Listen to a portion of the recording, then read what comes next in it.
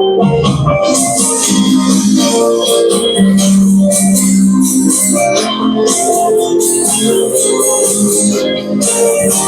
Martin is my home, and I know what anything will you do.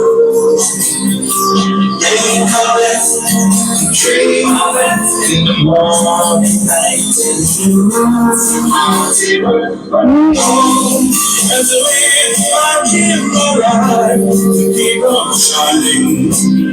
With the sunshine that comes out in the morning. Oh,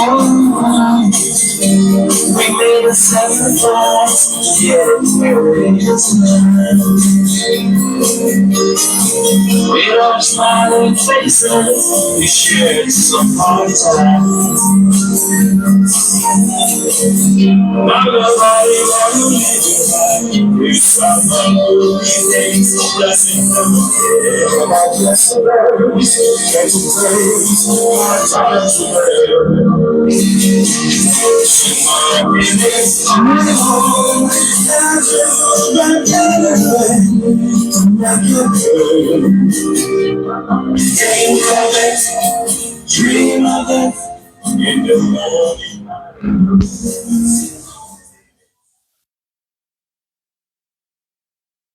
Good afternoon. St. Martin is my home, as you just heard. I want to ask a question.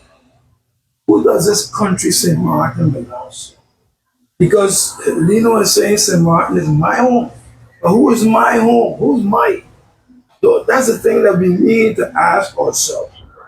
Who is this my that Lino is talking about? Today we having a very special person that is going to be on, that is going to be interviewed by me, and I know every one of you are ready to hear this person because she's not a person talks all the time. But today, the thing I respect about her that she decided I'm going to come and interact live stream to be able to speak, and whatever you ask me, I'm going to answer. So I want to welcome and I want to introduce to you a very, very kind and special person, not just only to me, but I think to the entire St. Martin. And that person is none other than Elmora, Pantophlet, Avonturin. Elmora, how are you doing? Good afternoon. Good afternoon, Jeffrey. I'm doing well. Thank you for having me. I'm glad to hear you're doing well. Because sometimes when you talk to other person, they say, hey, I'm not so well. And also, doing well is a very, very good thing. Something that we always do with everybody, just a couple of days ago, I was at a funeral. I think it was Bruno Hodges' funeral. And I was talking to this older lady, and she said to me, who master your for? And I said, but what does that do speaking? She said, that's how they say in French, who you for. But I want to ask you, Elmora, who master you for? That's the first question. Now people want to know who you are, who don't know you.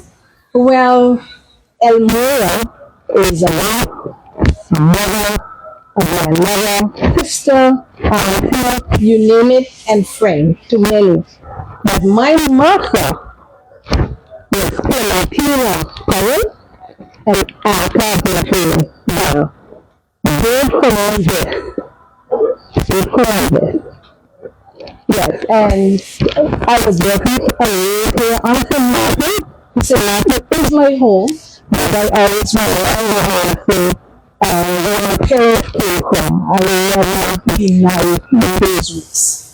So you are telling me you're like one of these people that parents came from another country and you embrace where they came from. Correct. What you're telling me? Yes, definitely, because then I will be cutting off part of my heritage. I want to say that I came from Indian parents. Parents that came to St. Martin at a very young age and helped to build this country, St. Martin. So St. Martin is my choice, my birth, and I am in love with my country. That is why I do as much as I can for my country and my people. A couple of days ago, I was at it's Guyana, I believe, celebrated their Independence Day on May 26th. And I was talking to this young lady all the time, and I asked her, "What do you think is the culture of this country?" And as she said to me, Elmora, she said, "I think that all the 140 something nationalities that is here make up the culture of St. Martin." What is your take on that? Uh, the country surrounding is kind and loving people, embracing people, and all of the other cultures that have come to St. Martin has helped to influence it, sometimes for the good, and sometimes also for the bad, because we've allowed our own culture as St. Martin, and that's not our intention. It is for those who come from afar to embrace our culture while also celebrating their own. Because they all Caribbean people. Yes, St. Martin is the word, but mostly our Caribbean people, we are Caribbean people. So, But it's St. Martin's culture because when I go around speaking to people, most people tell me, say, "Man, I don't have no culture." Say, "Man, I don't have no culture." I want to know from you and Mona, what really is the culture of St. Martin? uh, According to you, according to me, St. Martin culture is not superiority. it's not And just no, it's not. St. Martin culture has to do with the people. Our people always embrace others and food. Because cuisine that we have on the island, that is our culture. Our family makeup, our support system, that is our culture. That's only a part of it. Yes. so. You think those other countries that come here, they should not be mixed with the culture that we have? There should be because as I said, our parents were not from Toronto. And they came here, but they live up to the laws of the land. And that is important that people that come here live up to the laws of the land and that they integrate with the people and not stay segregated because they have to remember a lot of times when decide to raise our children here, so where are your children from? Yes, just like one parent came from abroad and they're still there.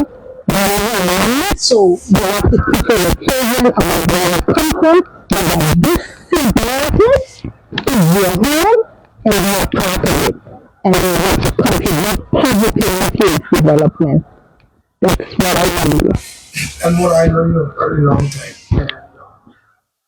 And I know you're going to school in St. Martin. And I would like to know from you the school you've been to, elementary school, secondary school, you went to, because the viewers don't know, I mean, most don't know the schools you've been to. As a person that came, how you were born in and you mixed, and you, of course, if you want, you went to school in St. Martin. Which schools did you go to? I'm a Colby woman. I went to the Dominican school in Korea, and when I completed my sixth grade education, I moved on to the Marvel College in America. And after that, when I finished that, I went into the workforce at age 17. And my education has reached as far as my bachelor's in public management and various other trainings and certifications, all on the job, paid for by the job. And I had the opportunity to leave this island like 2 and I'm thankful. That's what you're talking. Somebody, Esther Richardson, is saying that the sound is not good. I want to know exactly why it's not good. I can't understand it. Let me check my. Okay, wait a minute.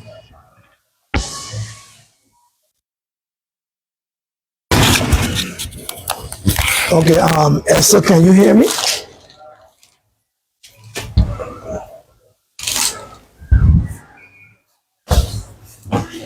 Yeah, Esther, can you hear me now? Can you hear me now, Esther? Because I think my...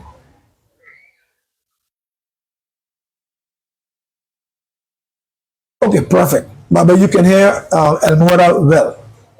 You hear Elmora okay to Esther? Hello? I just want to make sure. Because I don't want us saying things and you guys not hearing it. That's very important for us to be able to hear this conversation.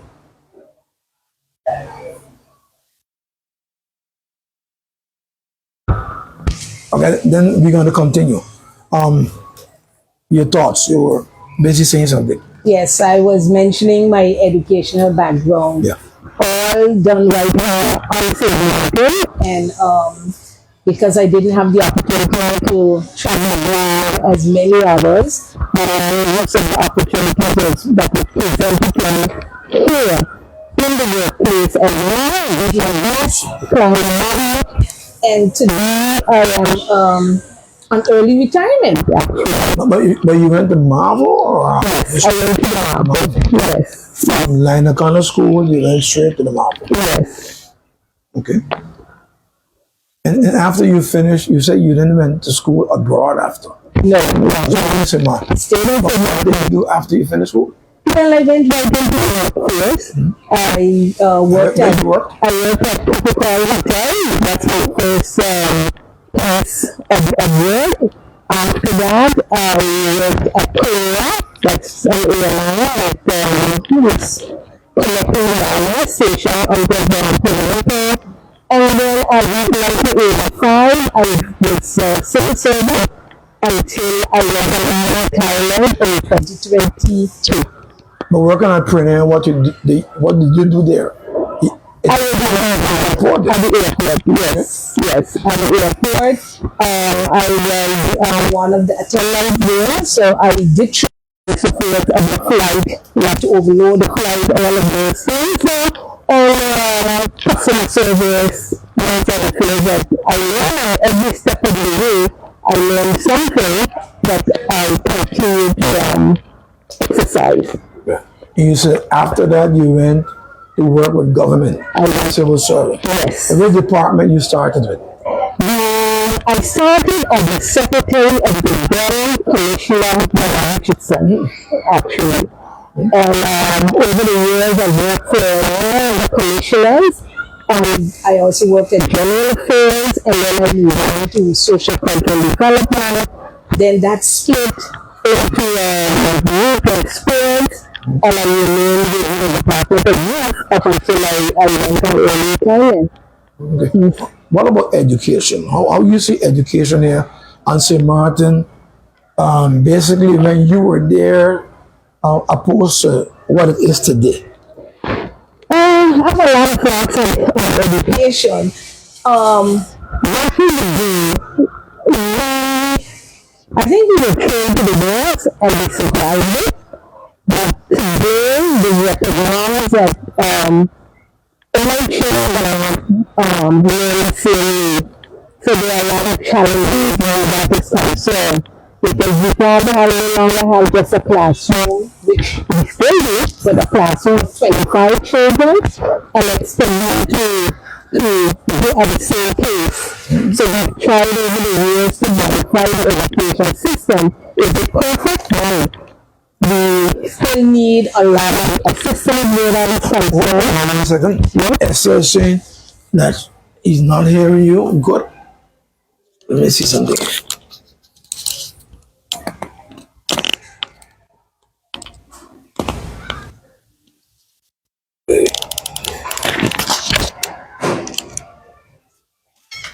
Okay, are you hearing Elmora now? Good afternoon, St. Martin. You tell me still not good. Okay, continue. Yes, so our education system needs a lot, not a major overhaul, but we always come back down to, do we have the funds to do it? Because we are understaffed.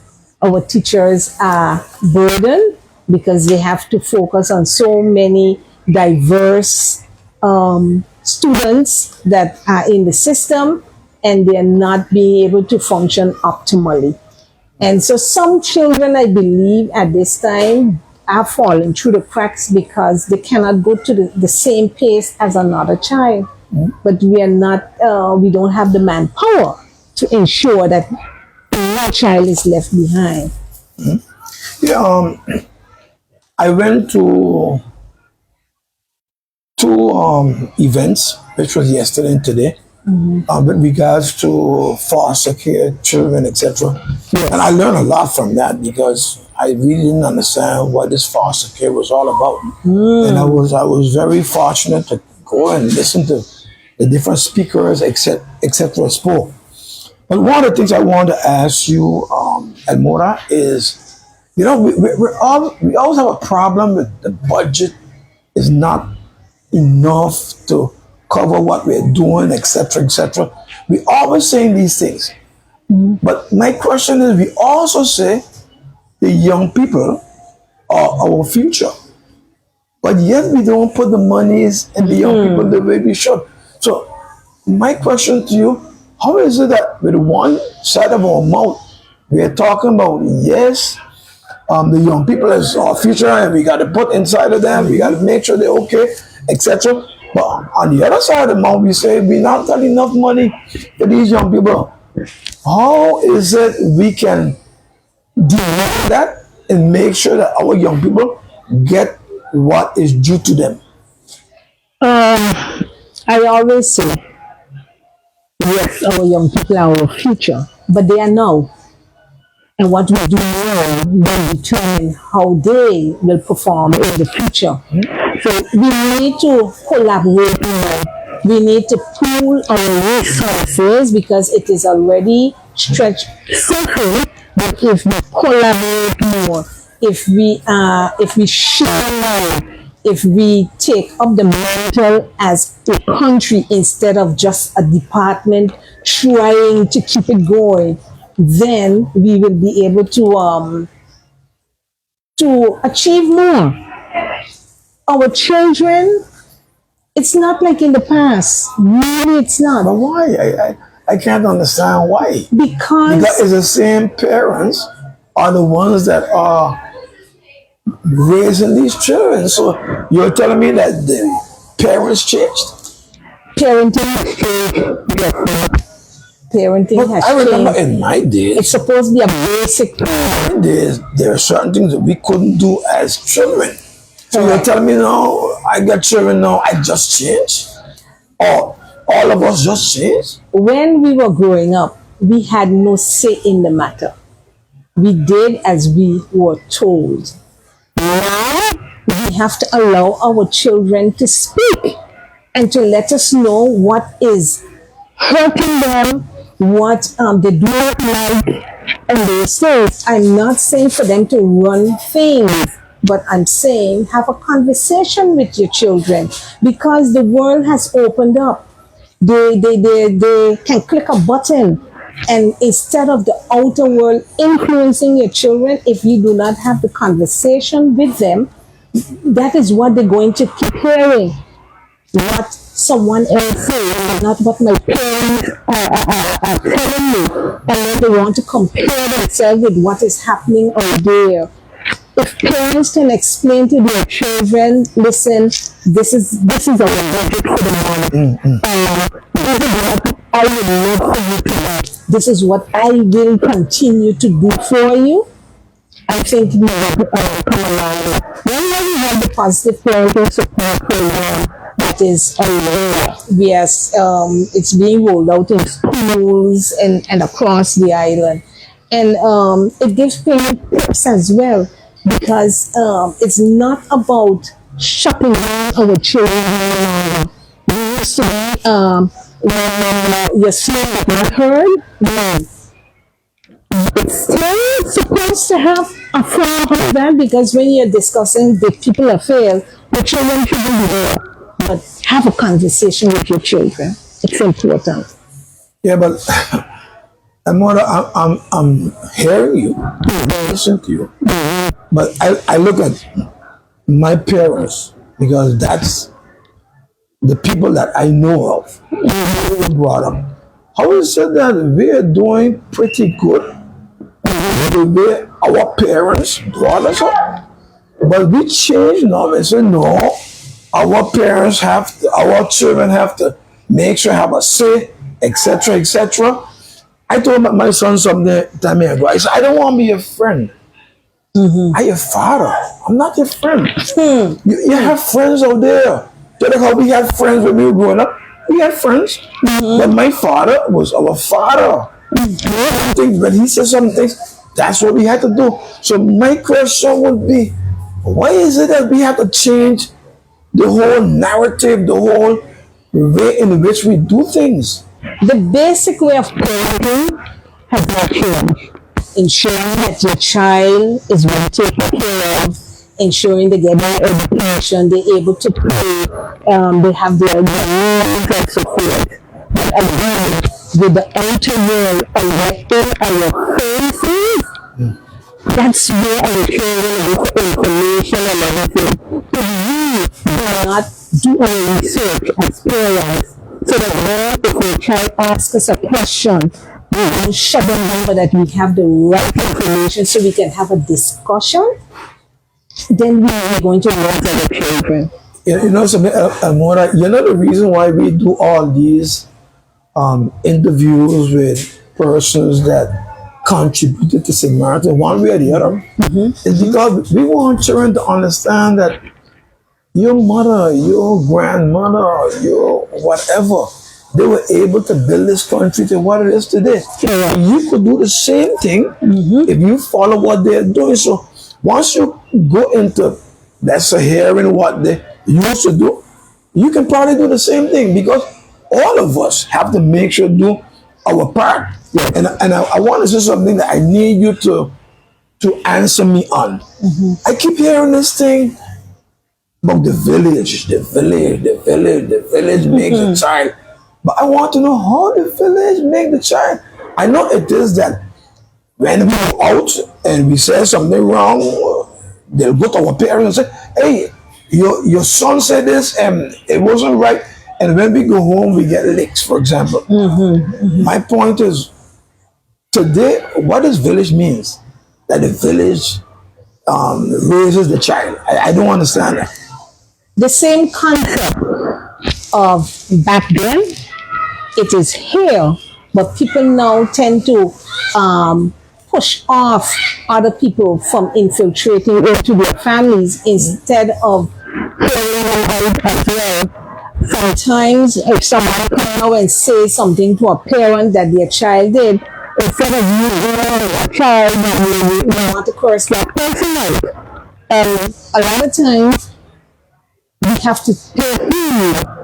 It's not that the person at times, I would say most times, want the child to get licks. It's not about that, but it's a warning that when children are away from their parents, they don't necessarily do all that the parents teach them to do.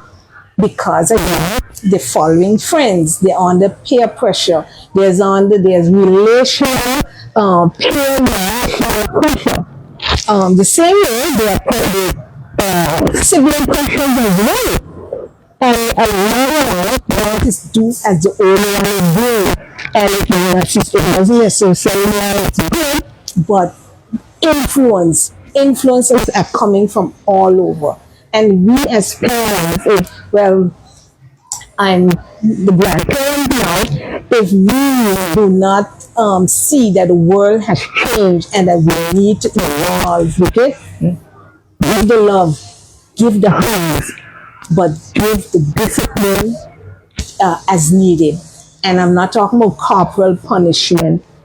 Okay? I'm talking about speaking to our children. Start from a very young age so that it doesn't get difficult later on in life. If you never have conversations with your children, when they reach teenage years, they're not going to listen to you. They're then only listening to their peers. So we need to start and be consistent with our children. At times, today is good, tomorrow is bad. Okay? And that shouldn't be. Our children should be able to say, Mommy told me this yesterday, Daddy told me that yesterday. It's gospel. So tomorrow it's going to be the same way. Our children are little humans. From the time they're in the cradle, if we don't again speak with them, they won't know how to hold these conversations. There are some difficult conversations parents need to have with their children. So if they don't never heard you speaking to them about these things coming up, you want to traumatize the child. Sometimes it reaches so far that divorce can happen in the family and the child is left hanging because they didn't even know that there was a problem and so forth. All they might have heard is their parents quarreling all the time, but nobody's telling them, listen, this is an issue and those things. But you know something, Elmora, and I don't want to be tough on you or anybody. But my thing is this: while we were growing up, there were some bad eggs as well. Yes. I'm telling you, Yes. there were some bad eggs. Look how they are today. In those days, there were guys doing a lot of wrong things. So I don't want you to say, yeah, they got bad eggs today, and in our days, everybody was good. I don't want to hear that. No. What I want to hear, extremely important, I want to hear, and you don't have to tell me that you love me. Because my mother and my father, they never told me that. They didn't say that, Jeffrey, I love you. But you know, one thing that they did that I respect, where I knew they loved me, their action. Action. Their action. And most of They them make sure they cook for me, make sure they did everything they had to do for me. And that made me feel like my mother loved me. Even if she don't tell me it. Because parents never used to tell their kids, I love you. because they didn't know how, but they did the action. In our household growing up, my father was the real tough disciplinarian. Okay? Besides his tough disciplinary measures that he meted out, my father played games with us. He took us on Sundays. We would take drives around the island. We go to the beach. We did a whole lot of things. As an adult, I was able to tell myself, you really was I would even use the word at this point, abusive in disciplinary actions. And my father said, I only knew what I could only do what I knew. And I understood because his father was a very tough disciplinarian. You know, so we are formed and shaped by our environment. Exactly. But if it's one thing God give us, it's free will.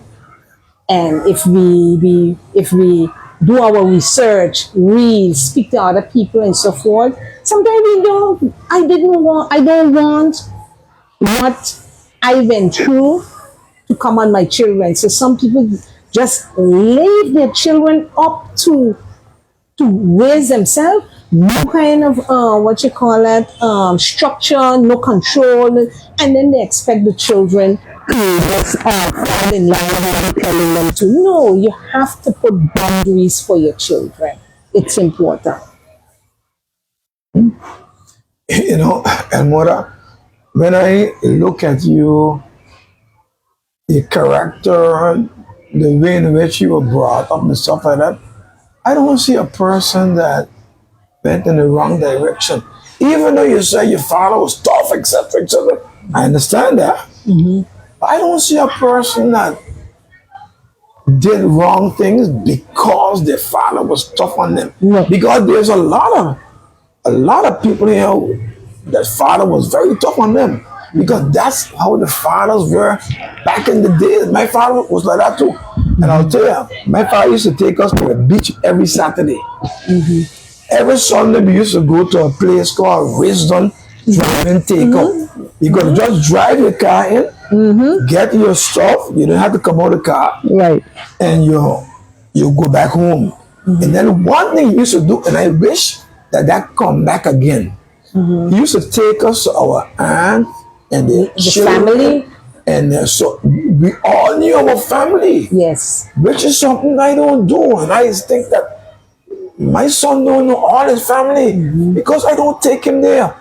But my father used to make sure all our aunts he go to, all our uncles he go to, and then their kids, those especially those our age, we knew all of them, That is true. and that is not happening today. It's not. So my question to you: why not? People, I would think, people now no longer put time into it. Not that they don't have the time, but they don't put the time into it. Sometimes maybe a family friction in the past cause of the family. Sometimes you would have more people feel the better than the other one. Something and then you know how people are. And instead of going and having the conversation again to clear the air, we allow it to manifest, and then we tell it to our children. And then the children, because their parents not speaking to that auntie, they ain't speaking to that auntie either. Instead of saying, no, you are the child, whatever what difference is, but you are going to respect that aunt. You're going to greet her whenever you meet her, and those things. So it's a different times, Jeffrey, and not for the better always. Not for the better. And when you were talking about something having bad eggs, you know, my mother always said, I ain't giving away my bad for nobody good. So if my child is acting right, I can deal with my child. But not that I going to push out abandon the child and embracing other people's children. No. She said, that's my child. And I got to deal with that problem. Yes. That's the way it's supposed to be. Yes. And I hope that those who are listening will be able to hear what you just said. That's your child. I have one son, and I'll tell you something. Sometimes it's not the best thing that I go through with him, but he's my son. I can do whatever it is, that he's okay. Correct. And that's important. I'm going to go to I'm going to ask you a question with regards to what I hear all the time. People have a tendency of saying the child come out bad because the mother or the father have to work 2 and 3 jobs. I hear that constantly. My thing is, I want to hear your views on that 2 and 3 job thing. Because I know parents that have 2 and 3 jobs, and their children came up pretty good. Absolutely. I want to know where I come in about 2 or 3 jobs. That's why my children come out bad, because we have to work here and we have no time for the children. So I want to know from you, what do you think about that? I don't believe that. Yes. When sometimes parents think that they're doing the best for their children by working 2 or 3 jobs, they want and not what they need. Because they want to live like the Joneses. My child want a job, so I got to give my child a job. Sometimes it's good to give my job. And the best thing you can do for your child is to spend time, quality time with your child. It's not, when they say lack of attention. Some children, again, children are different. When we were growing up, my mother worked 3 jobs because my mother used to sell food to construction sites. So well, it started from the afternoon before, where we had to mix dough, do this, do that before we leave for school in the morning. The kit pack, pastry made and everything. My mother drove around to construction sites back then, selling her food. When she finished there, she cleaned ALM and KLM. When she finished that, she cleaned Juliana Airport. Okay? So that was 3 hours. My father was a bus driver, but my eldest sister now, that's where my older sister, she was in charge of us when we get home. And my father gave her a certain amount of authority as well. It might have been, when we look back, we know, we can say, boy, that was a big responsibility. But we also had that knowledge. We didn't live close to neighbors when we got older. When we were smaller, we had neighbors. So that was our village. And how y'all communication was with the neighbors? Y'all had a good...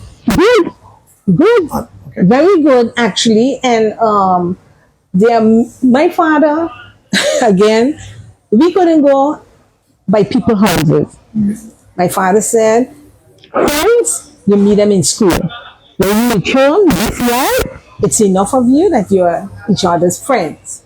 Okay? But you still, there are certain persons that could have come. But after a long time of sneaking, when my father reached home, all man run. And then afterwards, depending on who it was, they were able to stay there, they ate with us, sometimes they slept by us as well. So he mellowed out and so forth. But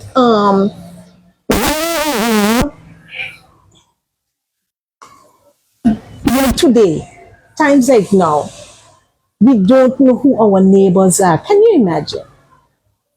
We don't know who our neighbors are. We don't know their temperament, their character, and so forth. So you don't want your child going to the neighbor, because we have a lot of pedophiles and all those things out there too.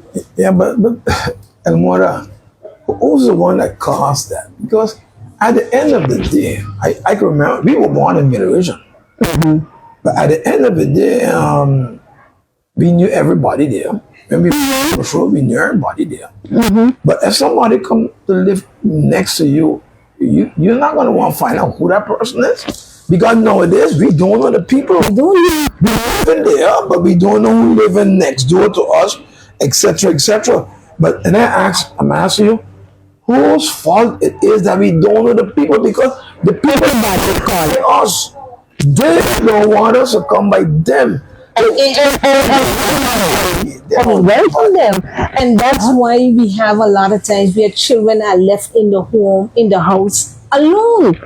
And back in the day, if you running out and so forth, you'll call and say, hey Joyce, I'm running down the road. Keep an eye on the children for me. And that was a natural thing nowadays. I am thankful that I have a family that we look out for each other's children, because that was important to us back then, and it's still important to us now to be the village for each of our children. Unfortunately, but again, I want to ask you, who this village is? The village. I give you this village. I tell me who this village is.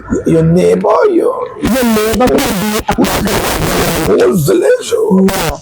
Who they are? St. Martin, you can consider as St. Martin. Well, St. Martin, Is but it that's national.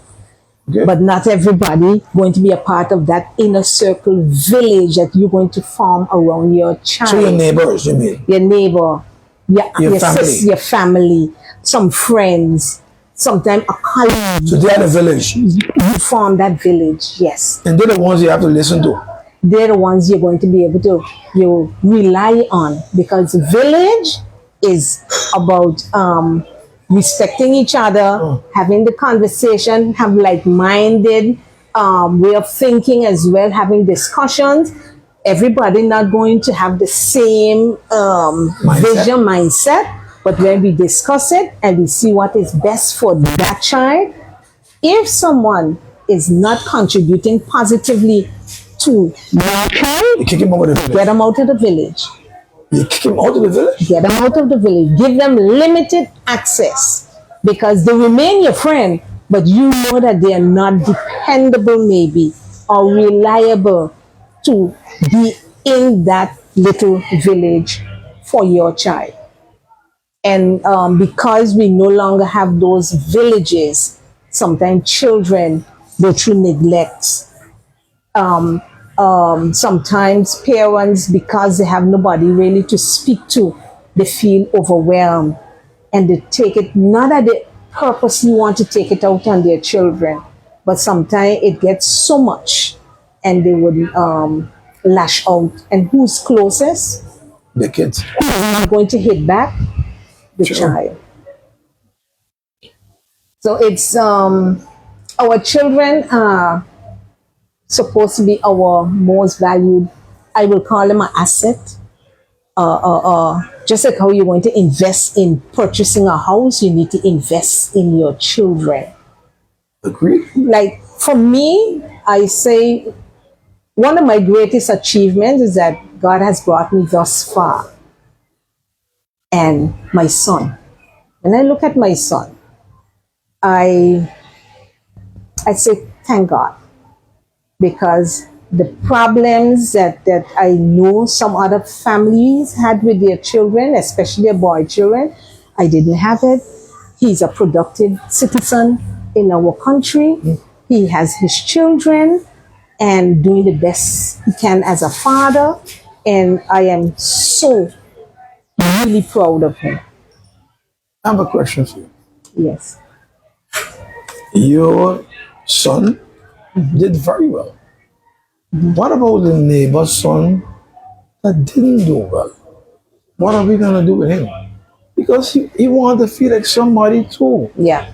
You understand? Because the whole thing, he looking at that person or your son and saying, boy, he make it good, boy, and blah, blah, blah. But look at me here, I unblocked, smoking on my head, blah, blah, blah.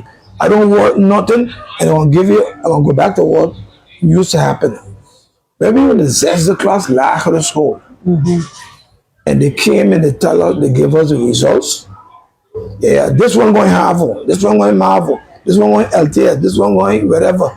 We always thought the ones that going LTS were the dumb ones. It's true. It's true. I'm telling you, It's I'm true. telling you the way we see it. It's true. The one who going Marvel was a little smarter, and the one who got Harvard did the smartest. But who excelled But today? the thing is, I realize growing up now, I see where LTS people, they're doing pretty well. Very well. And sometimes even better than the Marble student and the Harvard student. They make more money, they're more disciplined, etc. So in our days, More market ready. yeah, in our days, I don't think that was something that we. Because wasn't right. the way the information was brought across to parents. wasn't right. It And I was. know parents that say, no, my child got to go Marvel. Yeah. They're selling LTS. No. Or They got to sundial. go Marvel. Or sundial. A sundial. No, not sundial. Not my child. My child got to go Marvel MPC. I heard those things. Yes. It's still happening today. I don't know today, but in It's my still happening days, today. I heard those things. What is your take on things like that? Because that should not continue to happen. That should stop. The information is not being shared positively. I'll put it that way. Information is shared, but they're not showing a trajectory for each area of learning. For me, when I look back, going to Marvel taught me how to continue to read, write, and maybe study. But if I had to do it all over again, I would have gone to LTS and become a carpenter. Because also my father was a builder. And my brothers today, well, my last brother, that is still my last surviving brother, he is still in that field. Growing up, my father never made a distinction, girl, boys, you got to cook and clean. And so, well, no, we had to carry blocks, mix cement, all the same. So if I had to do it all over again, it's carpentry I would have gone into. The information is not being shared. As I said, the trajectory that a child would come from young, old. If you go through this way, you would have this. If you go through this way, sometimes you reach the destination take a little detour. It takes a little longer. But not every child going to become a doctor or a lawyer, whatever. Being a plumber, big money. Carpenter, mason, electrician, those kind of technical areas, big money. And good future. It's not about being a lawyer alone. There's so many things that our children can be, but if our parents are not hearing the possibilities so that they can discuss it with their children, then it will continue to we'll continue to put down one form of education over another, and not every child studies and learns the same way. Okay. I'm gonna be a little tough on you again. Yes. Don't think you come here to just get away with everything, you know. I don't know it all, No, Jeffrey. I don't know it all, don't know it all. but it's you're my here thoughts. because I need you to answer some questions to me. Yes. Because certain things I don't know, I want to know. You said being a plumber is big money, blah blah blah blah. Blah. I reached to a point where big money is not my thing. Let me just explain. Big money is not my thing. What is my thing? I do what I love, and I love what I do. And I tell you what I'm trying to say.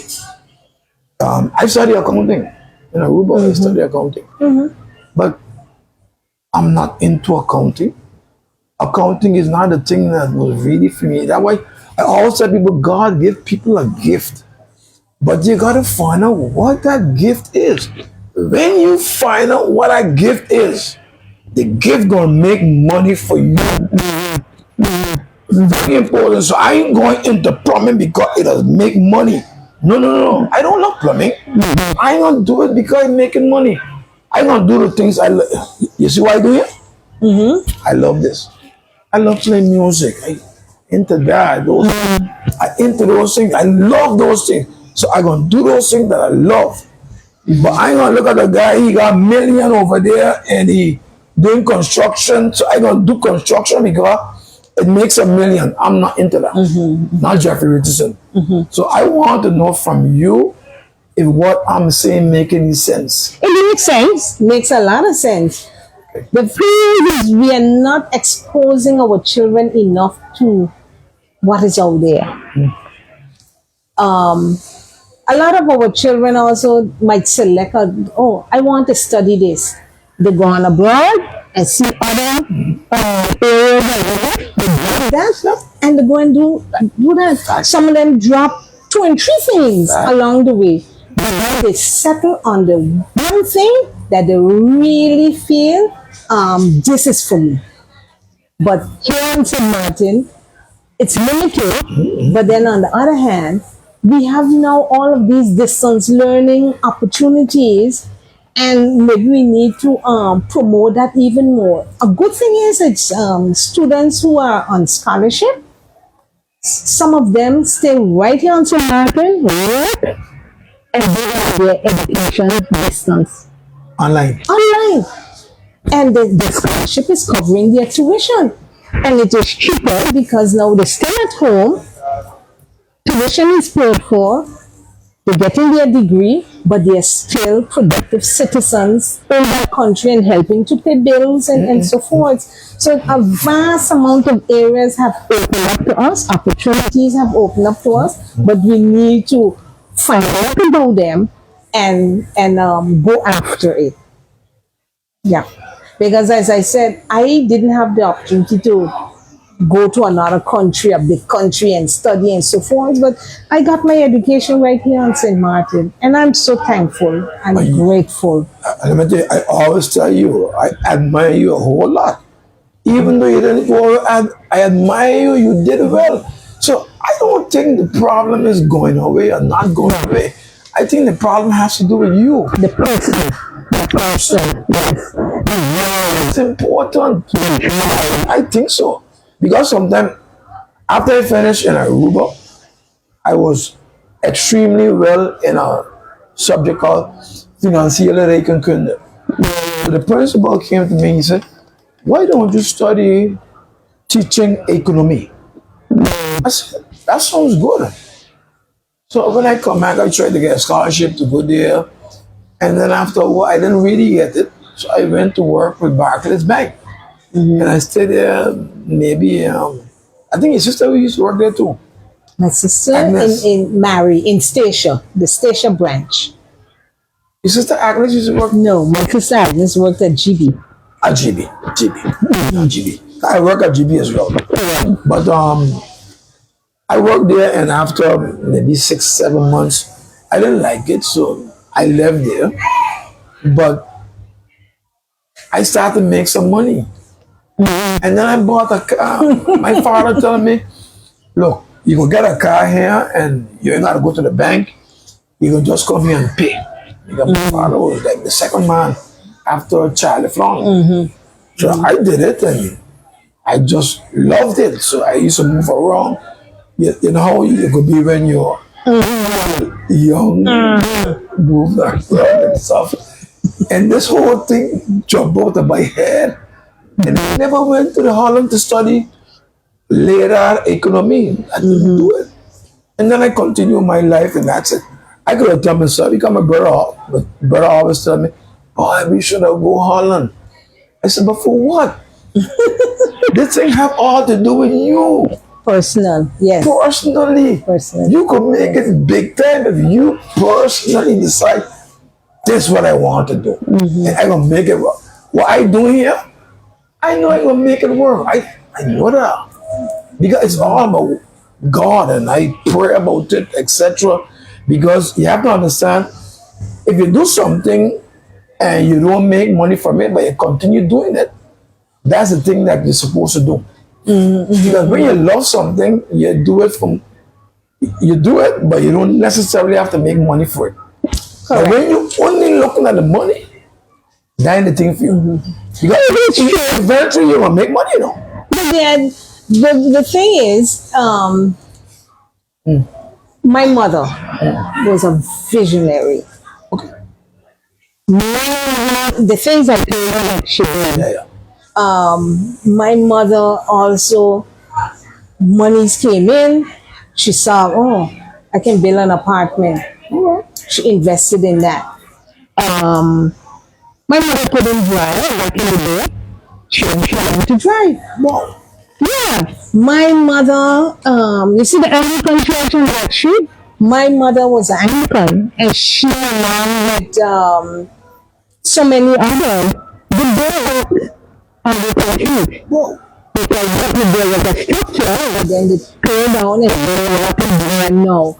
So we always looked at my father, as I said, was one of the first bus drivers on St. Martin. Bus driver. He went to construction before he went into driving bus. My father was one of the divers that helped to construct the first AC1 pier as well. Yeah. You know, so we are embedded in this society, but our parents never told us, don't do what I'm doing. They always, we learn to turn our hand, as I said, because of what we learned from our parents. I love to bake, so sometimes I make some money from it as well. There's so many ways that we can, grab opportunity. But sometimes life beats us down and we feel like there's nowhere else to turn. And that's where the village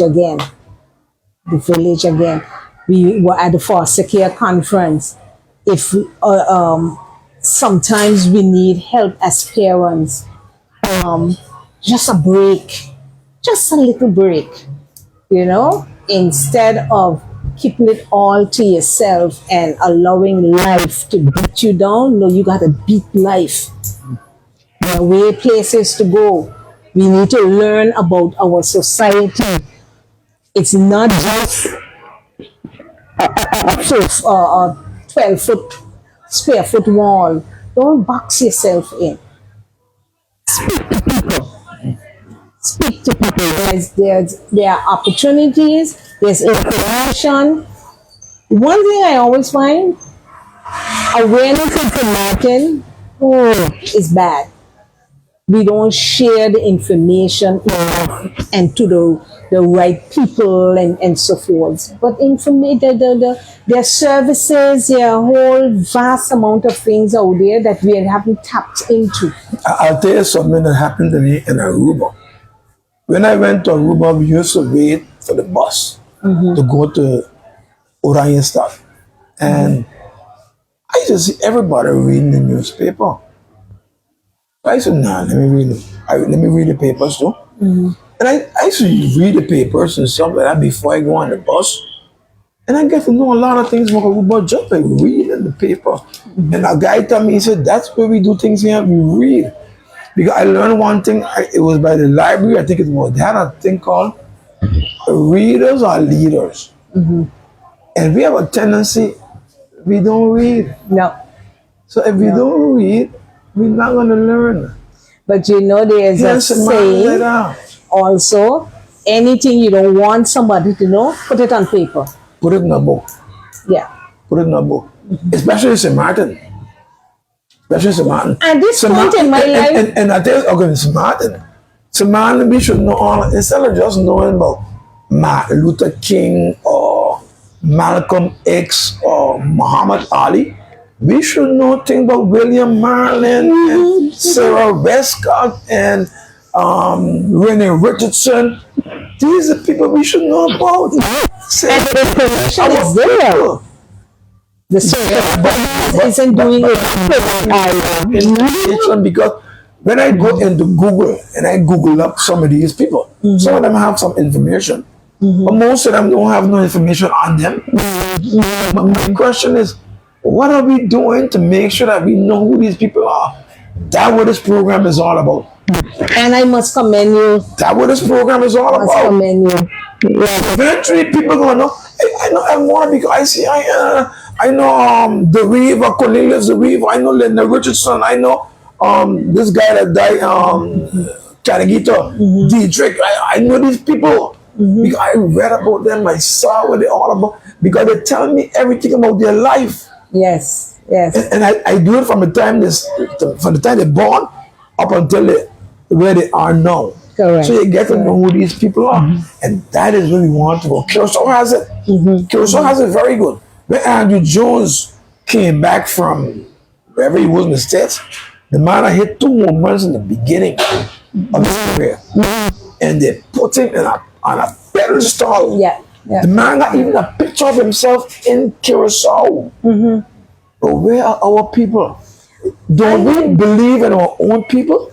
My sister launched her first book. Which one? Just my sister Agnes. Yeah. She launched this book last year, November. Yeah. Memoirs of Albertina Joe and Colby. Yeah. Albertina Joe, we all as children call her teacher. She was our Sunday school teacher and all of those things. And the impact she made on my sister's life, my sister decided to interview her and so forth, and also to include things about the village of Colby when she was growing up. So she launched this book, and now people can read about teacher Albertina Joe, a simple lady in the Colby community. And we have other people who do those things. But again, each school is supposed to have these books. We have we can put them in the library. So you can go to the library. Yes. The library. I sat down and spoke to the library. You feel it? Bring them back. Correct. So people could go and say, hey, this Elmora, she said all these things. Correct. And even, I don't know how to do it with school anymore. When we were going to school, we had to read a certain amount of books and so forth. Have they changed have to change to say no. We need to have some books talking about indigenous people and all of those things. So along with a historical book of the Caribbean and so forth. I don't believe the change. Yeah, but if you didn't tell me that your sister have a book, I wouldn't have known. Correct. I wouldn't have known your sister have a book. This is the first time I'm hearing it. That your sister have a book about teacher or whatever her name is. Yes. I don't know. And I don't know who else knows. And that's about what it. I said about the awareness. She had a nice opening, launch, and I everything. see it. And some interviews. What she does also every February or every so often, she would write a piece for the paper honoring or in tribute to somebody else. She did it with Camille Bailey. She did it about our mother, and so every year she trying to add someone else. So it's they have a lot of information, but sharing it. But one of the things, let me explain one of the things I want to do, which is extremely important. I want to do people who are alive, Yes. not people who gone already. I could, Yes. like, my father was a very popular guy. He worked for Charlie Flan, blah, blah, blah, blah. But the thing is, I can't get no one-on-one with him because he's not around. He's not around. Yeah. He's no longer here. Yeah. What I could do, maybe write a book about him, this is what we was, etc. I could do that. But one of my goals is to speak to people who are alive. But And I know, look, there's about 10 to 15 people that I spoke to that died. But I don't know. In the meantime, we be doing all these people, 7 years old, all of them died. yes. All of them died. Yes. But the thing, I spoke to them. They spoke to me. Marjorie Richardson, my aunt, she died. But I had a long discussion with her. And that one is That lives on. Yeah. But I get it, information with her speaking. You go see her speaking in her life. She's speaking. And we have so many of our people that are passing on. So this what you're doing. Of course. It's a great opportunity. Look, we got 91 people on the list to go on to speak. 91 people. And every Jeffrey, now you just get you alone any longer then. Because 91, how many more days are and you're not doing it every day? No, because my sister don't want me to do it every day. My older sister, Shamina, no, Jeffrey, don't do it every day. She even didn't want me to do it on Wednesdays. I told her, she said, you ain't got nobody. I said, Shamina, wait till you see something. Thousands of people come on Wednesdays. I told her, I know this, I do it from 2016. So I know how they're going to come on. I know because I promote the people first. Okay. I don't just, I know if you know that, but I promote you before I be on it. Yes, you did. You did. And I promote your face and everything so people know, hey, this is Elmora. And I do it with everybody. Everybody I do it with Linda Richardson, this one, what's your name? Vlon. Elaine Gum Vlon. Maria Shimon, she is extraordinary. Yeah, Gino Jatiani, Arun Jatiani, these people did a lot for this country. Correct. You know, so I bring them on. Some people come and tell me they want to go on, others I went and talk to them. And some people tell me, hey, I don't like camera. I tell them no problem. Okay. I leave them alone. But then I keep working with them until I get them on. Okay. Yeah, I keep working with them because after a while the thing is a bunch of people sitting down here. Nah. It's only me, you. Correct. It's a conversation. It's a conversation. The people who see you is people who just looking at the live stream. That's it. Yeah. So me and you here, cool. I ain't nervous. You ain't nervous. We here talking about things. Sometimes I'll ask you hard questions, sometimes easy questions. Yeah. Because sometimes people come and say, Jeffrey, you were hard on me. I said, I was hard on you.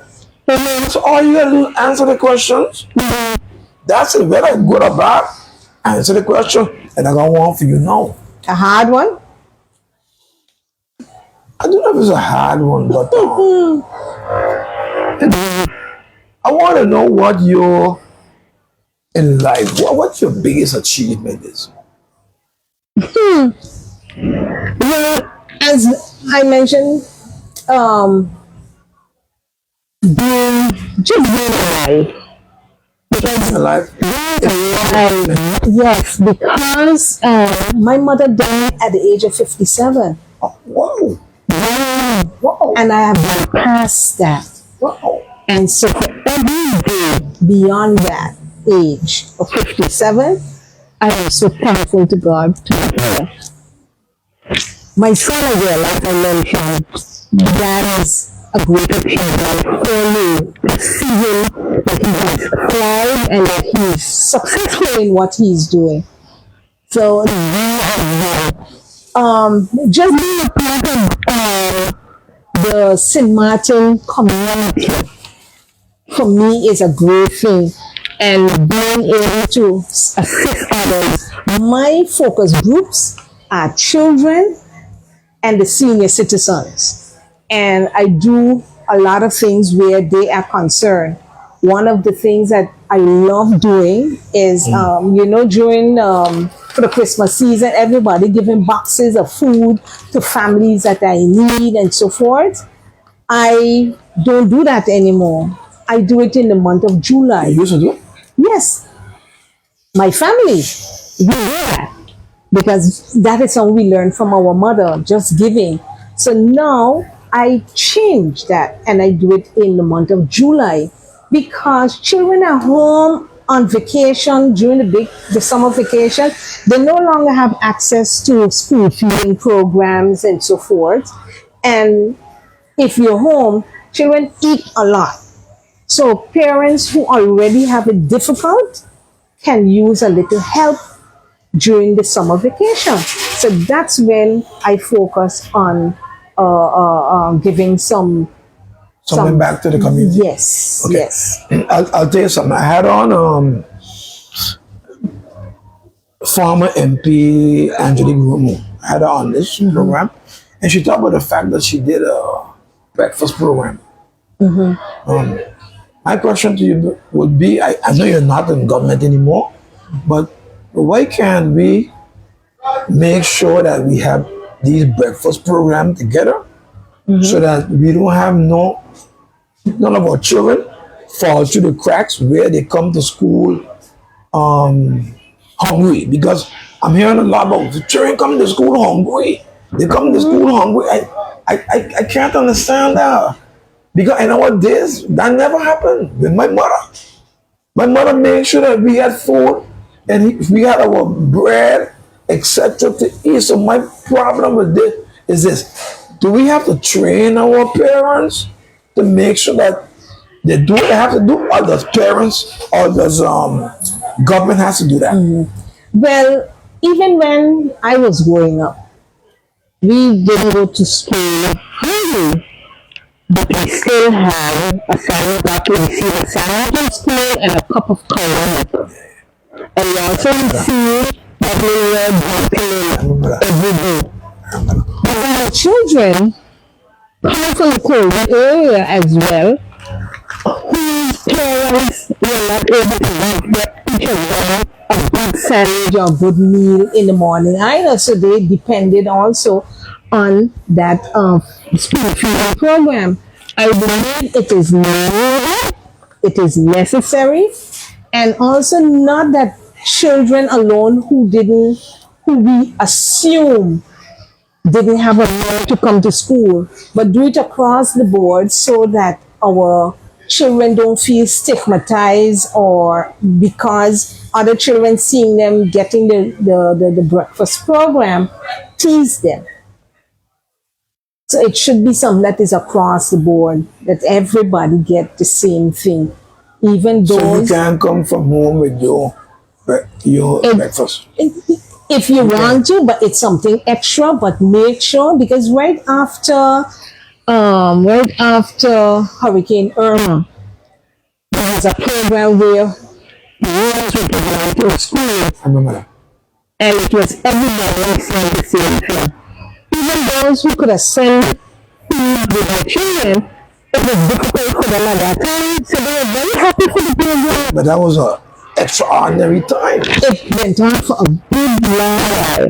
And I try to also tell some parents as well, give your child 2 sandwiches. They'll find a friend who they know can use an extra meal at school. The school feeding program, I think, is extremely important. And if a parent can pay for it, it's okay. And if you don't have the budget for it? That's where we have it, and I think it's still there. Some businesses adopt a school. A social club might adopt a school and make sure that they have the basic little sandwich and a little juice every day of the school year. I like that. I like that. You know, it doesn't have to be scrambled eggs.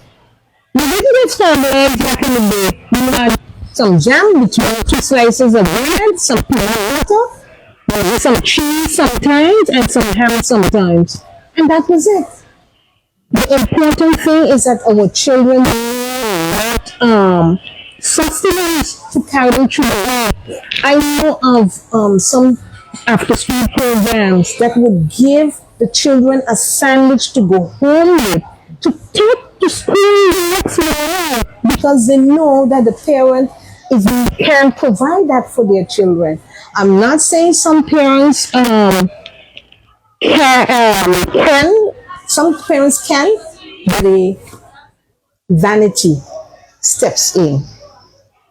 Some would like the nail done every month, nails done every month, the eyelashes, and now let's talk about mothers. But fathers, they go out in the bars and they want to drink and they want to come on. Our children, it doesn't take much to make them happy, and just having a nice tummy with food in it that isn't every minute balling, as we say, belly balling. Yes. Yes. I want to know if you would know about this. I've been looking at teachers at all the schools, and I realize that people, they're not interested in teaching no more. Why? Yeah, and especially the men. You don't see men looking to study teaching anymore. Why is that the case? Is it that they don't want to? But some of them just, they go in, they study it, they study to be teachers, they go in, and when they meet challenges, they give up. Okay. Some of them want to just go on to do their master's, so then they can go in the policy area, so they don't have to be where the children are, because you keep hearing some teachers, children are difficult today. Yeah, children are different than when we were growing up. They're different. But again, having enough staff, a teacher and an assistant in a class with 25 children will help. So again, that's where money comes into play. Where men are concerned, I find especially elementary schools no longer have male teachers. If it has male teachers, it's 1 or 2. Yeah. And we have so many single parent homes. That's the level where we need more male teachers. Incentives can be given to our male teachers. What kind of incentives? What kind? What kind of incentives? You see what happened? When you teach on a secondary level, you get paid more than if you're on an elementary level. And that's where a lot of teachers may... So you're telling me they should get more money, for example? Yes. And that would make them go more into the teaching field. Correct. That's what you're saying. But we also have those who were called and those who went. Not some of them even who they were called. They experienced so many challenges, and they feel my family is not benefiting from this. So let me go and get a administrative job where I'm making more money, and then I don't have to deal with 25 children every day. You can speak to the teachers. I don't know it all, No, but I don't those know it all are neither. hints that I've picked up along the I way. don't know it all, but I know that I can give my 2 cents. I Correct. can And that's give my my 2 little, cents that's my because little 2 cents. I just talk to these people all the time, so Yes. I understand certain things about them. I'm gonna go back to something that you said, and I want you to explain me why you're saying this. Okay. You said that our children are different than how we used to be. I want you to expound on that because I don't understand that. The challenges, Them to be different than us. the challenges we faced back in the day is simple to what our children are faced Yeah, with but today. I want you to give me the challenges. You gotta tell me which challenge you're talking about. Which one? The same way, I know social media. I know we got social media, so we see everything. I don't be on social media a lot. So I don't see everything that's going on in the world. But my question besides social media is, how come they're different than us? the family setting again, So what we doing wrong as parents? the attention that the children would have got, we would have received back in the day, the children don't get half of that. Some of them don't get half of that. Back then, you always had someone that you might meet at home, even if it was the neighbor. We have a lot of latchkey kids in society, in our island today. They're not meeting anybody at home.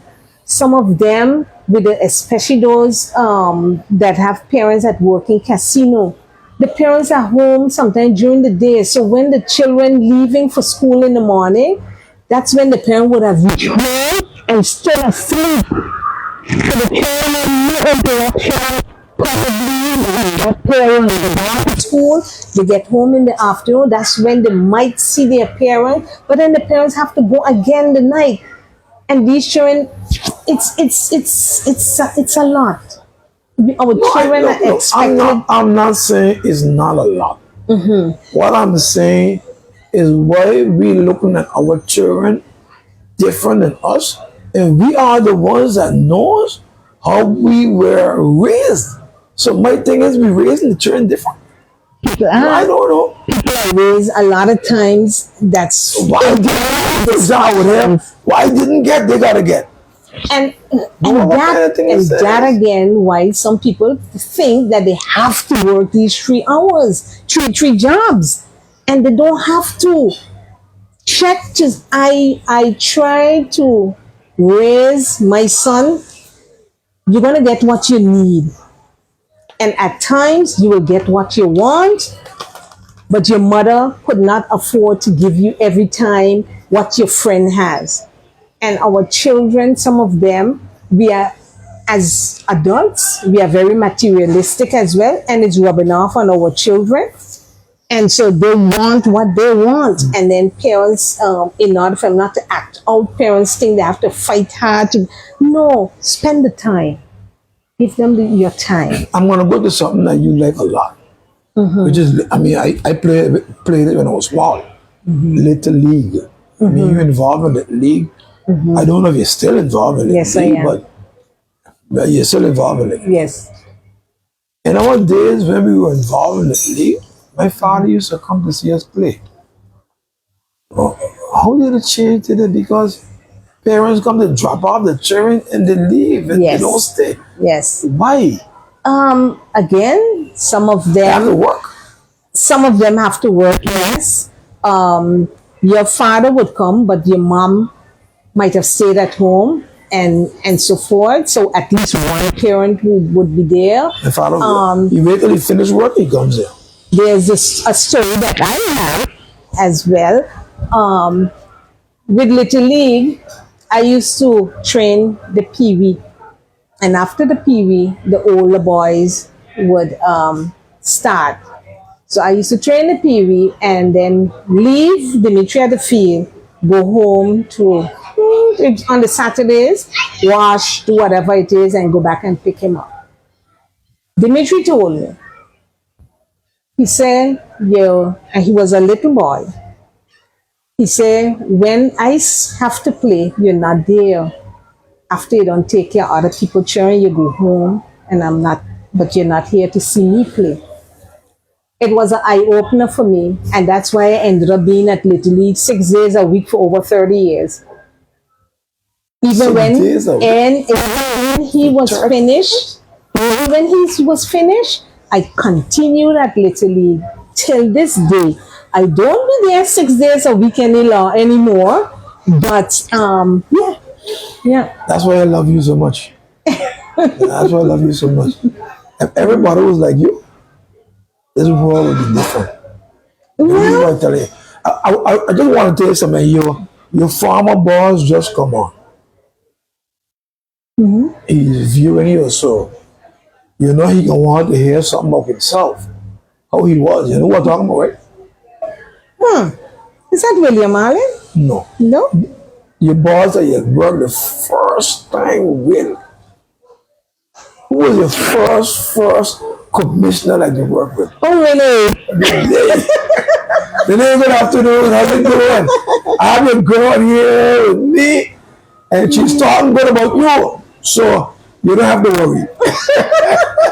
Yeah. So going back to the league and stuff like that.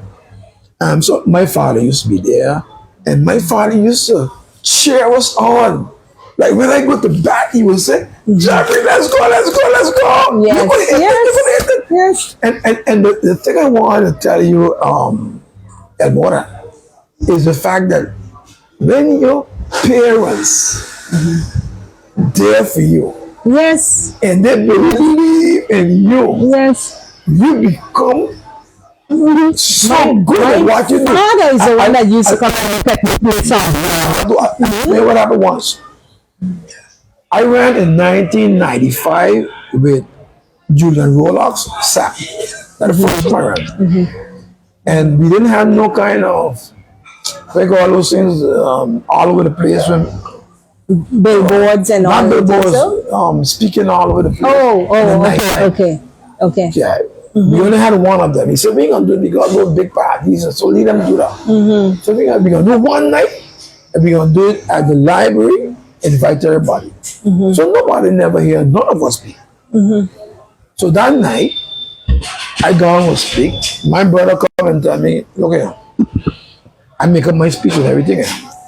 But it's well written. My brother said, you ain't going to say that speech, you know. He said, you going up there and speak from the heart. I said, no, I can't do that. He said, I tell you, you don't go up there and speak from the heart. I said, Roberto, no. This is the first time I'm speaking. How you want me to do that?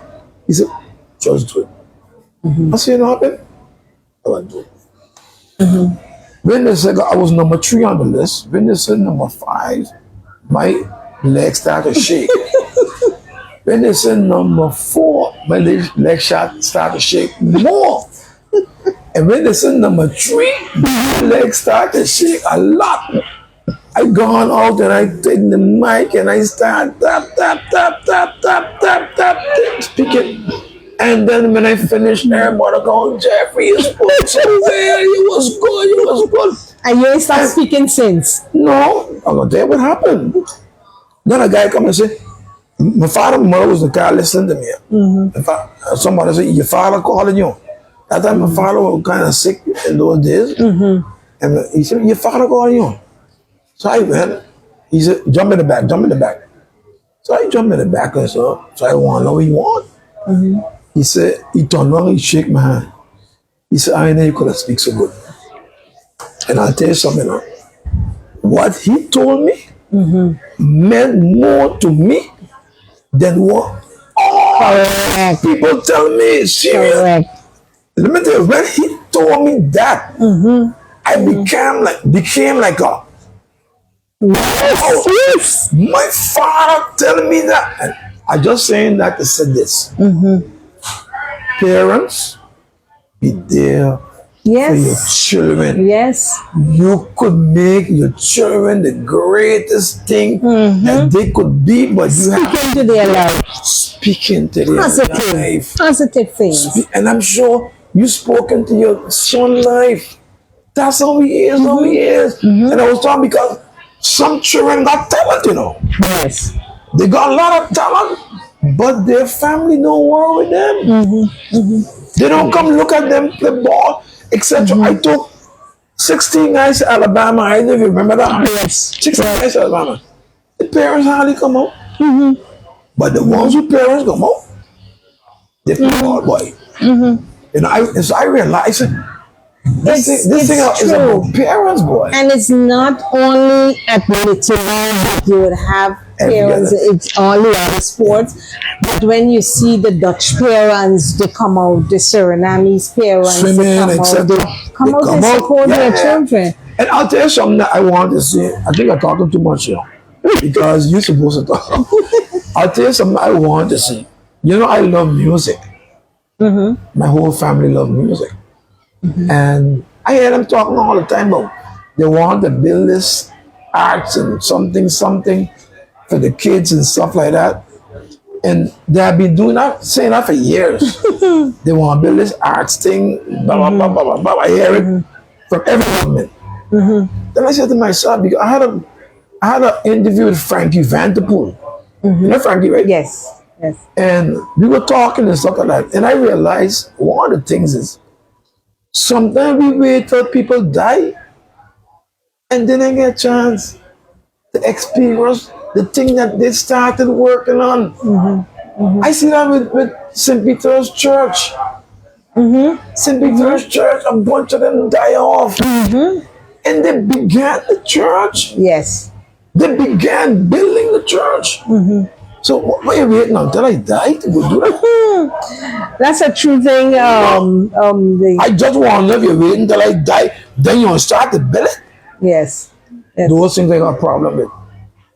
And I agree with you where that is concerned, because they say give people their flowers while they're living, and we tend, especially persons who have gone on pension, so they're no longer in the public eye all the time. We tend to forget that they even are there, but they contributed so much to the building of this country. Amen. Yes. Amen. You know what Frankie said to me? You know, Frankie don't play baseball no more. Frankie played with Caribbean number for years. He needed his brother Sinclair. Sinclair gone. Frankie's still here. And Frankie said, boy, look at all of this. We asked the government, he said, when we were younger, we all could have been in Major League. He said, but nobody was there to push us. And so let me get these, what do you call those people that come? Scouts. Let me get these scouts here so they can see these guys play, because these guys were good.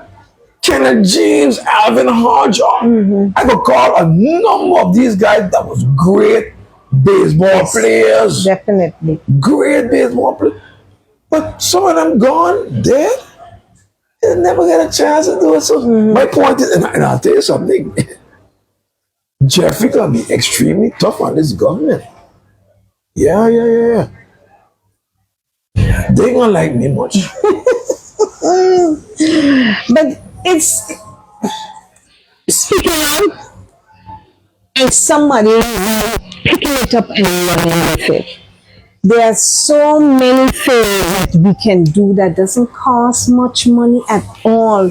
So let's focus on those things and build on it. You know, it's I when I look around to see the amount of persons that are volunteering today. Volunteerism is like a dying man.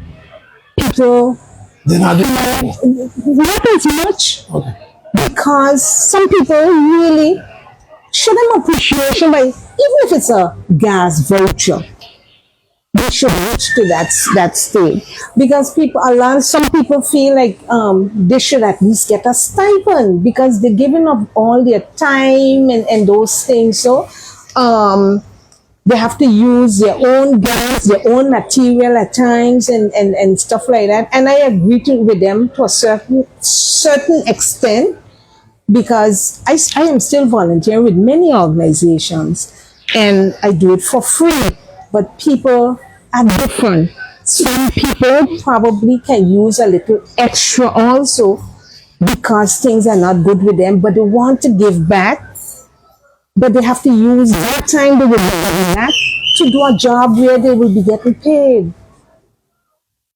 Some of them, if they work maybe half day at their regular job, but then they know that they're going to get a stipend for the afternoon programs, they might look good at it too. But where are you going to get this stipend from? And that's the whole issue. That's the issue. Yes. That's the question. Where is it going to come from? Yes. That's because they're already cutting back on budgets. And where do they cut first, Jeffrey? Education. Social programs. Social programs. That's where they cut first. Okay. And our children need those social programs. Our seniors need these social programs. Because we want people to be healthy in body and mind. And if we don't, and spirit, if we don't refocus and put resources where it is needed, yeah, we want to keep going around in circles. And I'm not saying that nothing is happening. We think we're going ahead. Correct. I'm not saying nothing is happening. One of the things that I remember somebody back then, yeah, but how are you going to? It could be so far ahead of us. You mean baseball? In not baseball alone, infrastructure. Okay. I think that you have to contend with one step forward and you're not in the No. Damn. No. But we have to do that. So when we are here, and then there's some coffers that you want to do. The hurricane comes, and we have to we start all over again. Those are the realities. I agree with you. Yeah. But one of the things I want to say, and this I want to say because you said it, and I think it's important. You said businesses should adapt schools when it comes to breakfast programs and stuff like that. Yes. And I think that's something that we should make happen. Yeah. We should make it happen. Yeah. And one of the things I always learn, while we were growing up, we used to like to listen to the Jackson 5. Mm-hmm. Because there were three of us, me and my two brothers, we called each other the Jackson 3. Mm-hmm. And we used to go all over singing for parties, etc. And especially my uncles and aunts' parties and so. And Michael Jackson came with a song and said once, he said, change starts with a man in the mirror. Mm-hmm. Change starts with the man in the mirror. Yes. So I'm not looking at you, Elmora. You ain't supposed to look at me. But I supposed to look at me. Correct. I gotta look at that guy who was looking in that mirror and say, I gonna make that change. Yes. And you gotta do the same thing, and Harry gotta do the same thing. Paul gotta do the same thing. And the day that all of us realize that we all got a role to play, yes. things is gonna get better. I see a lady said something, Atona Phillips. She said it's more like children raising themselves.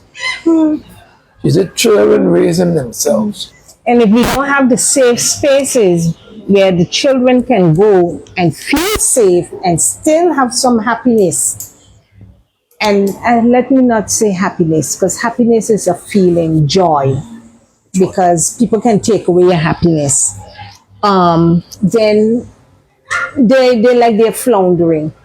They should be able to go, because a parent might be working, but they are in a safe space and not home alone and a TV minding them and so forth. One of the things that my son, if they don't know, my son is Dimitri Bobetui, and one of his, what he wants to do is promote giving back. And it's not businesses giving back. It is me and you who went to Milton Peters College, give back to that facility. I went to Lanacona School, give back. If you, whichever organization that made an impact on your life, every year, give them, put something towards them. And if Money-wise? Money-wise, time-wise.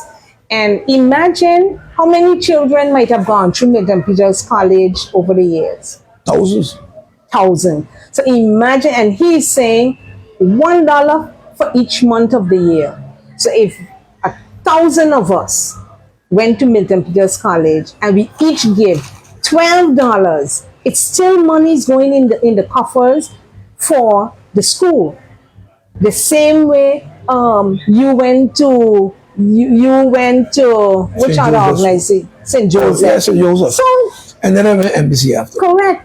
So it's not going to take much for you to give $12 this month to St. Joseph. Next month you give $12 to Milton Peters College. The next month you give $12 to maybe a music school that you might have gone through, a dance school you might have gone through.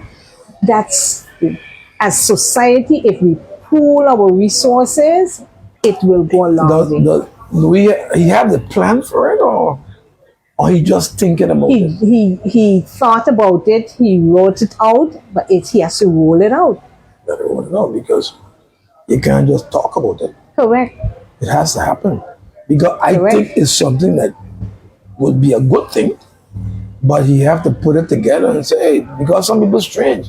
Some people say, no, I ain't doing that. Some of the people who was to those schools will say they ain't doing that. So Yeah. you have to put it in a way that they will understand why they are doing it. Correct. And where it's going. Because before, I put in $12, but what am I going for? And What was going to? you could probably set what you expect to see this money going towards, all of those things. So, but we all have to come together and do something. Right, That's why for me, That's what one we of do. and I would say it, Lanacona School, that's where I went. So sometimes you have a little extra, the food program, that's the school that you're going to give something for parents who are going there. If you Adventist school, whichever school, there are different schools that you would pick, and because you go through the schools to identify children who might need a little extra. I don't want to think that I do, but it's something that I get from God, and it's like a mission of mine. I always go and look for old people. I go and Oh look yes, for them. I have some seniors And some as well. seniors, I look for them, check them out. Like Gloria Pettis, I always there by her. And I go by the White and Yellow Cross, I look for people there. Correct. And Vero, Arundel, I go there, but I go by different people. And most people is my mother's friend too. Yes. My mother's friend, I go look for them and stuff like that. But the reason why I do that, and I tell people, be very careful, because at a given point, you're going to get there. Absolutely, Jeffrey. Point, you going to said if you die before. You set them out for You're going to get there. And you know what the best thing? This somebody can come and visit you, and you could interact with them. Because you don't want to be in a bed all day. Nobody come and look for you. You don't want to. So that's the reason why I do those things. Yes. And they love when I come to speak to them. Mrs. Paris, this one, that one, that. They just go like, Jeffrey, come, Jeffrey, yes, Jeffrey. So those seniors, I go to them because I know one of these days I'm going to be old too. Yes. You agree. And I want those young people come to check me out to see how I do it. Correct. You know, so these are areas that we have to start to look at, because when we start doing those things, our young people gonna realize what is important, what's not important. Those things are important. Yes, it is. Those are important. Yes. And you have to explain them why they're important too. Correct. So they understand. You getting old. I know you don't look so, but you're getting old. And just I now, am old. just I am now a senior. you're gonna be 80, something. Just now you're gonna be 90. Yes. You know, so these are things that is extremely important that we got to do. But I want to ask you one more or two more questions, and then we can close off. One of the questions I want to ask you: in our time going to school, Elmora, I never hear about mental health, autism, ADHD. All these people telling me all these things. I don't know what they are. I don't know what the symptoms are, etc. I don't know if you're aware of these different ailments. I've been hearing about them. I've been hearing but I about want you them. to tell me what they all about. Some people can't stay quiet and these type of things. I can't tell you full details about them, but I've heard about them. And also because there's more research out there, so these things are now in forefront. But one of my areas that I love to champion is early childhood education. Early childhood. Early childhood education, because if that program is set up properly, the daycare centers are doing their jobs and so forth, but there's no funding for early childhood education. And in early childhood is where you will get early detection if a child might be having some challenges. So then it would be early intervention. So which will help, instead of when a child going to only reach till they reach kindergarten or group 1, when they're going to be assessed. Some children are showing symptoms of certain challenges. Sometimes parents also, they don't look any further because... How can they? They don't understand it. How can they? But it is about go to your Hearst Arts. They can give you a referral. But some persons, even though they are told to get their children tested as well, they're like, not my child. Not my child. And so it goes on and on.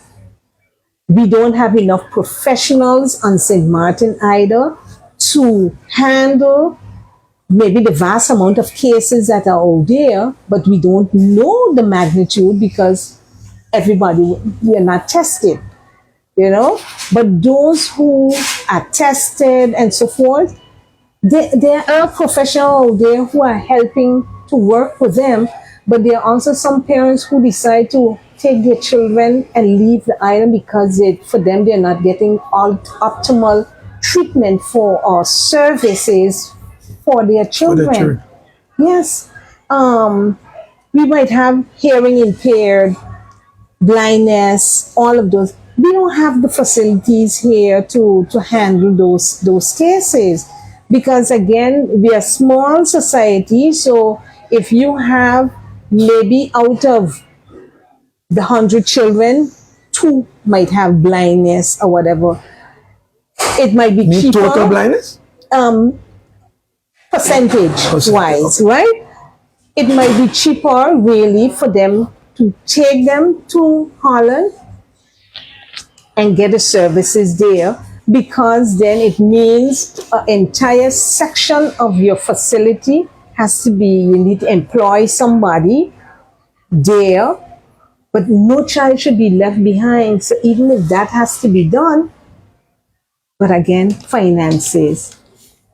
I'm gonna tell you something that I did a week or 2 ago. I had an interview with President Louis Massenton. And I sat with him, we talked a lot of different things.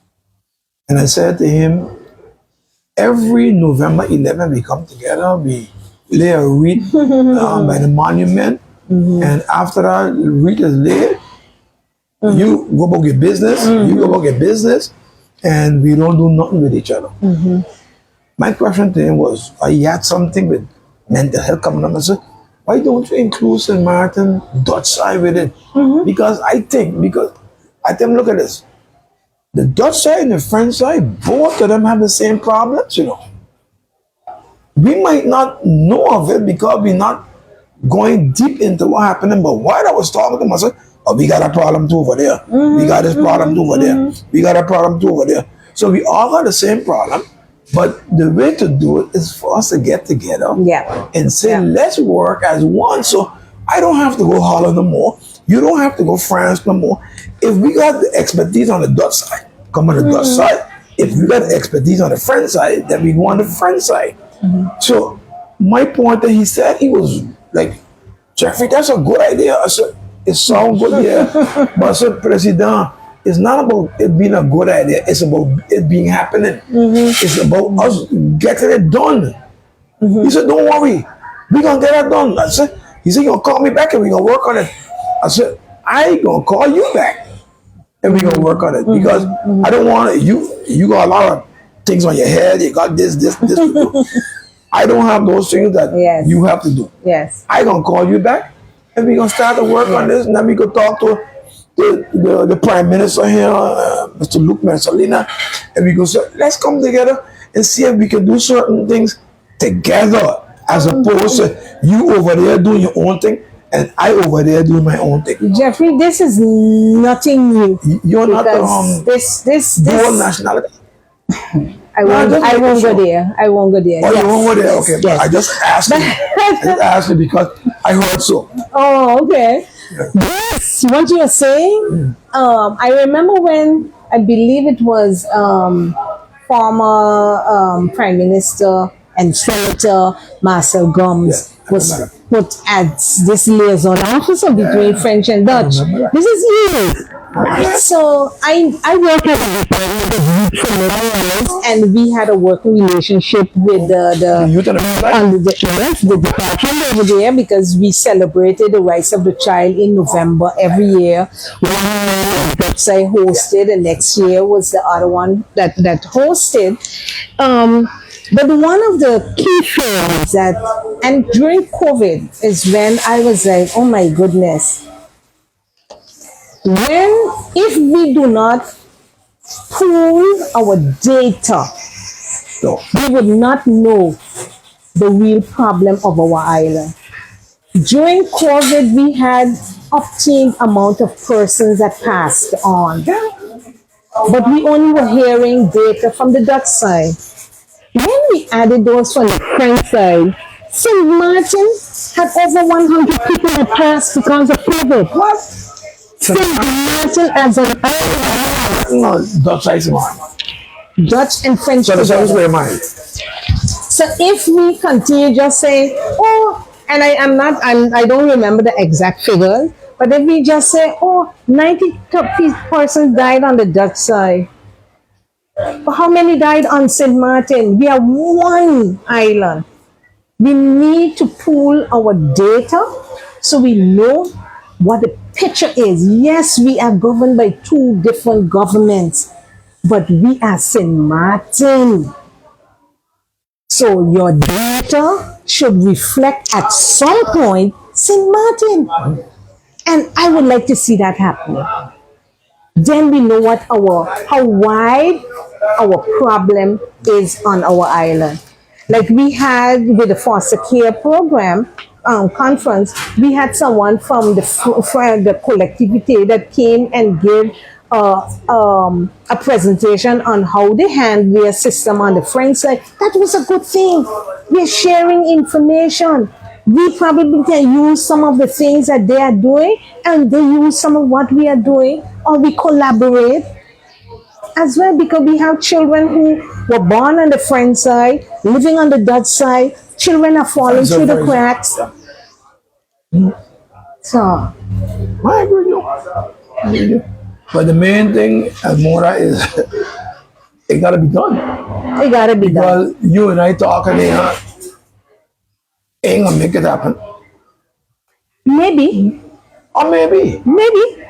Well, Your conversations, Jeffrey, could be an eye opener for someone who's in charge.